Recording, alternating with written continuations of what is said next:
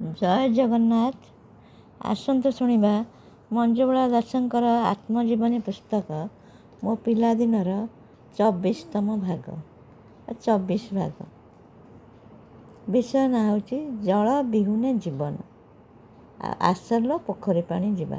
ସେତେବେଳେ ଗାଁରେ କେମିତି ଜଳ କଷ୍ଟ ଥିଲା, ପାଣି ମିଳୁନଥିଲା, ସେ ବିଷୟରେ ଲେଖା ହେଇଛି। ମୋ ପିଲାଦିନେ ଆମେ ବହୁତ ଜଳ କଷ୍ଟ ସହିଛୁ। ଲୋକେ କହନ୍ତି ଆମ ଗାଁରେ ପାଣି ଝର ନାହିଁ, କୂଅ ଖୋଳିଲେ ପାଣି ପଡ଼େନି।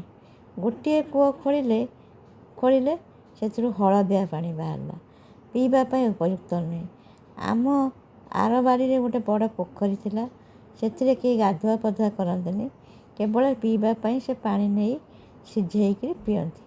ବୋଉ, ମା, ଅନ୍ୟ ଲୋକମାନେ ସେ ପାଣି ମାଠିଆରେ ଗରାରେ କାକେଇକି ଆଣନ୍ତି, ତାକୁ ସିଝାନ୍ତି ରାତିରେ, ଥଣ୍ଡା ହେଲେ ସକାଳୁ ଆମେ ପିଉ।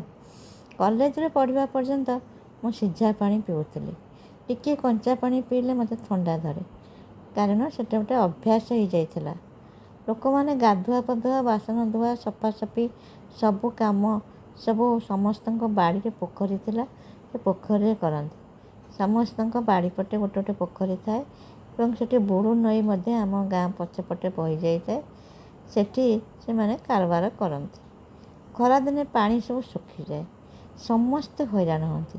କେନାଲ ଖୋଳା ହେଲା ପରେ କେନାଲ ପାଣି ଆସିଲେ ପୋଖରୀରେ ଭର୍ତ୍ତି କରିଦିଅନ୍ତି। ବେଳେବେଳେ କେନାଲରେ ପାଣି ଆସେନି, ପୋଖରୀ ବି ଶୁଖିଯାଏ। ନାହିଁ ନଥିବା ହଇରାଣ। ତେଣୁ ଆମେ 1.5 କିଲୋମିଟର ବାଟ ଲୁଣନଈକୁ ଗାଧୋଇବା ପାଇଁ ଯାଉ। ସାଙ୍ଗ ହେଇ ଚାଲି ଚାଲି ଯାଉ, ଯାଇ ଗାଧୋଇକି ଆସୁ। ସିଏ ବି ଗୋଟେ ନିଆରା ମଜା। ଆମେ ପ୍ରକୃତରେ ସେତେବେଳେ ପାଣିର ଏତେ ଅସୁବିଧା ଯେ କହିଲେ ନ ସରେ। ତେଣୁ ଆମେ କିନ୍ତୁ ମଜା କରୁ କ'ଣ ନା, ଗପସପ ହେଇ ଥଟ୍ଟା ମଜା ହେଇ ଲୁଣନଈରେ ଗାଧୋଇ ଆସିବାକୁ ଭଲ ଲାଗେ। ବାଇଚଢ଼ରେ କି ଯାଏ ନା, ବାକରେ ବସେ ଦୋହଲୁଥାଏ। ଏବେ ବାପାଙ୍କ ଉଦ୍ୟମରେ ଆମର ଗୋଟେ ନଳକୂଅ ବସିକି ତା'ର ସମସ୍ୟା, ପାଣି ସମସ୍ୟା ଦୂରୀଭୂତ ହେଇଛି। ଆଉ ଏବେ ତ ଗାଁକୁ ସବୁ ପାଣି ଟାଙ୍କି, ଲାଇନ୍ ପାଣି ସବୁ ଆସିଲାଣି, ଏବେ ଆଉ କିଛି ଅସୁବିଧା ନାହିଁ। ଆଚ୍ଛା, ଆଉ ଗୋଟେ ବିଷୟ ହେଉଛି ଆସଲ ପୋଖରୀ ପାଣି ଯିବା। ଆମ ଗାଁରେ ମୋ ପିଲାଦିନେ ଲୋକମାନେ ଘରେ ପାଇଖାନା ନଥିଲା, ସେମାନେ ସବୁ ଝାଡ଼ା ଯିବାକୁ ଯାଉଥିଲେ ବାହାରକୁ, ଏବଂ ସେଇଟାକୁ କହନ୍ତି, ଝାଡ଼ା ଯିବାକୁ କହନ୍ତି ପୋଖରୀ ପାଣି ଯିବା। ଆସ ପୋଖରୀ ପାଣି ଯିବା। କାହା ଘରେ ତ ପାଇଖାନା ନଥିଲା। ଏଇଟା ଗାଁର ସେତେବେଳେ ଗୋଟେ ବଡ଼ ସମସ୍ୟା ଥିଲା।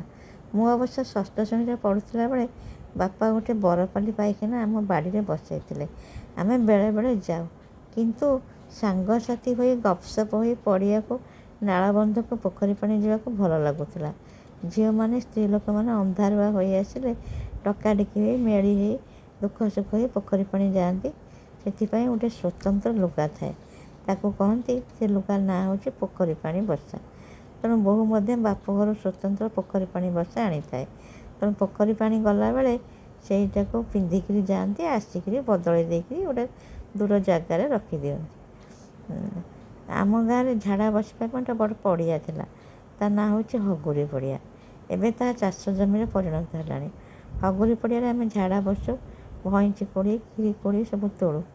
ରାତି ବିକାଳି ଭୂତ ପ୍ରେତ ଭୟ ଯୋଗୁଁ ରାତିରେ ଝାଡ଼ା ଲାଗିଲେ ଲୋକ ବହୁତ ହଇରାଣ ହେଉଥିଲେ, ଏବଂ ବାଡ଼ିରେ ବାଉଁଶ ବୁଦା, ନହେଲେ ଖଟ ଗଦା, ଏଠି ସବୁ ଝାଡ଼ା ବସୁଥିଲେ।